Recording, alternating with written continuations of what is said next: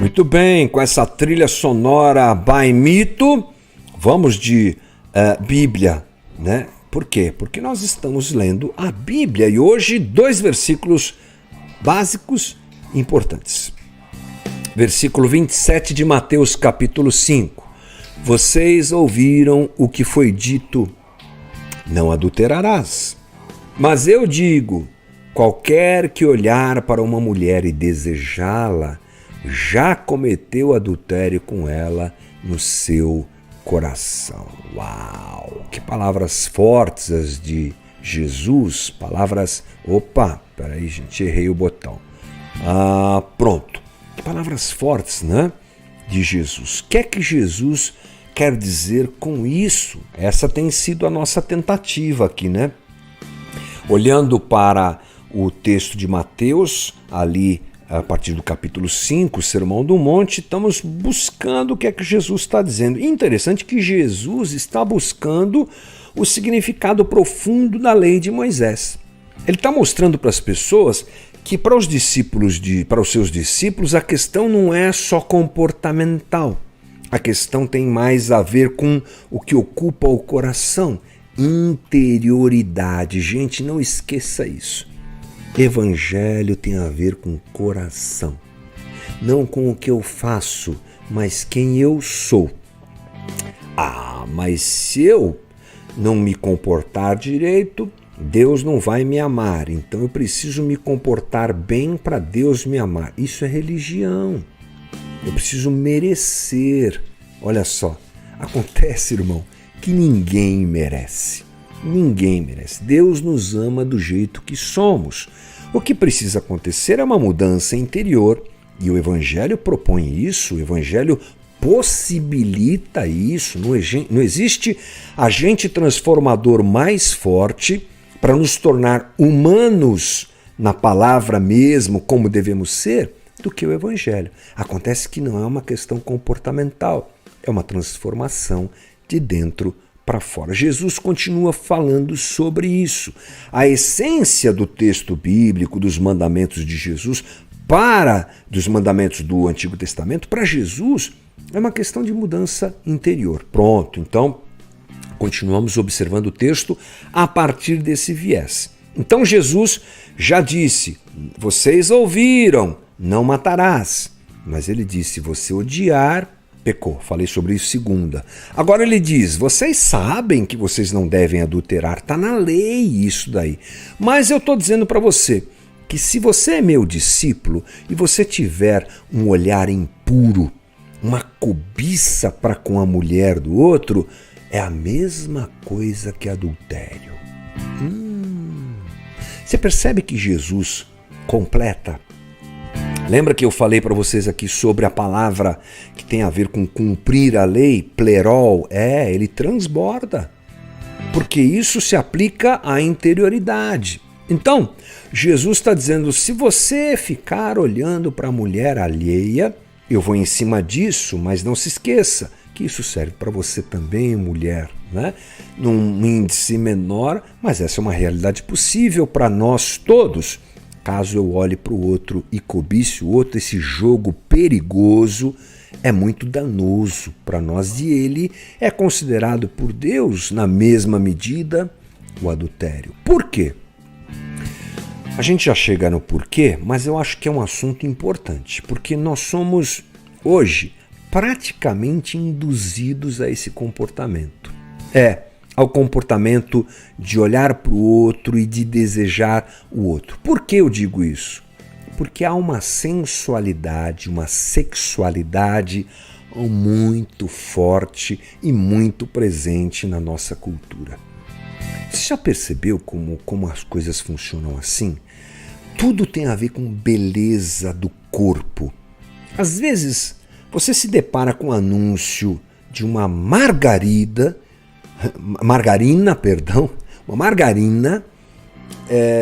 usando sensualidade. Isso está assim explode diante de nós. Carro, aparece aquela moça bonita, seminua, para falar do carro, sabe? Tudo é assim. As fofocas, quem é considerada a pessoa para você imitar hoje em dia? A pessoa que tem liberdade sexual, né? Tá aí as grandes atrizes e artistas que chegam até você, mesmo que você não queira. Eu, por exemplo, não curto nem um pouco o trabalho musical da Anitta, mas vira e mexe no meu YouTube, aparece lá, nas notícias aparece lá, a Anitta dançando seminua. É assim. Tudo joga para cima de nós esse tipo de comportamento. Portanto, é importante refletirmos sobre isso. É importante. É óbvio que Jesus, ele não está condenando a apreciação do que é belo, principalmente nas relações adequadas entre homem e mulher. Então, por exemplo, o caminho natural da relação entre um homem e uma mulher inclui essa coisa do olhar. Inclusive é bom falar sobre isso porque às vezes as pessoas espiritualizam isso, né? A religião bota a mão nisso aí pesado. Tipo assim, eu vou orar e Deus vai mandar um anjo, o anjo revelador do amor da minha vida.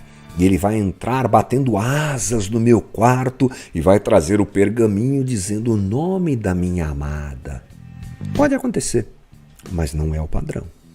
Deus já criou um padrão. Sabe qual é o padrão? É o olhar. Puxa, como ela é bonita. Puxa, como ele é legal, como ele é bonito. Essa coisa da sensualidade positiva faz parte da aproximação de um casal, faz parte da relação. Vai se construindo isso e se chega à plenitude dentro do casamento. Então não dá para espiritualizar tudo, nem precisa espiritualizar tudo também.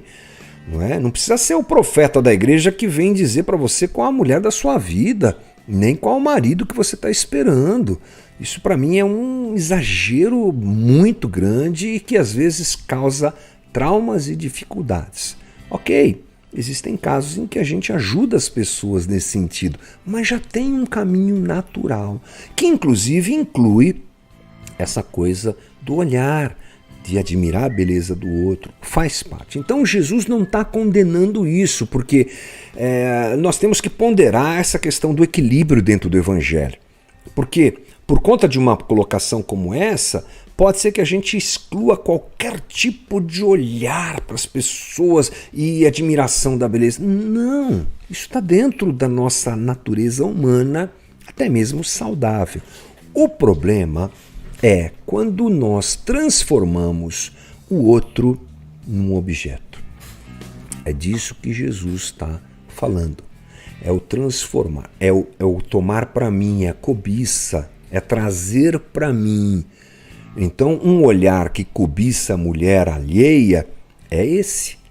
É que traz, que toma posse, que toma para si aquilo que não lhe pertence, esvaziando a dignidade do outro, reduzindo o outro a uma coisa que presta só ao prazer de quem olha e de quem deseja. É para aí que Jesus está indo, ok? É transformar o outro num objeto. E a cultura da gente faz o que hoje, gente? Transforma as mulheres em objeto. Transforma os homens em objeto. Parece um monte de carne pendurado naquela vitrine do açougue. Essa aqui eu gosto mais, essa daqui não. A gente está sujeito a isso porque é o que nos chega, é o que nos é apresentado como natural. Então, Jesus está chegando num ponto que tem a ver com o quê? Interioridade. As nossas mais profundas fantasias, não é? Aí eu tomo o outro, tomo a outra para satisfazer isso de alguma maneira e preencher essa situação. Porque todos nós somos seres sexuais.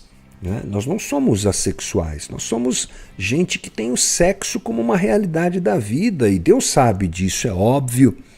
Mas o caminho apresentado por Deus é bom.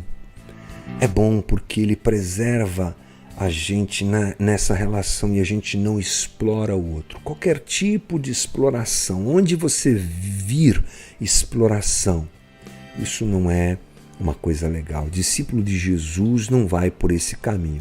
Então, o que Jesus está dizendo é que esse olhar que capta, que transforma as pessoas em objetos de prazer de maneira egoísta e que arrebata o outro para resolver a fantasia, é um desejo que tem muito poder, que manda na vida da gente. É por isso que a gente deve tomar cuidado com ele, porque ele tem o mesmo poder de um adultério efetivo. Eu posso não praticar o ato em si, mas o que motiva meu coração é a mesma coisa. E Jesus está preocupado com o coração, não só com o que eu faço. Então, nesse mundo de apetites, nesse mundo de instintos, de egocentrismo, corpo e alma, sendo satisfeitos a todo momento e a todo custo, o resultado frequentemente é esse. Então, Jesus está denunciando essa fantasia que me leva a escravizar o outro. Isso não é bom.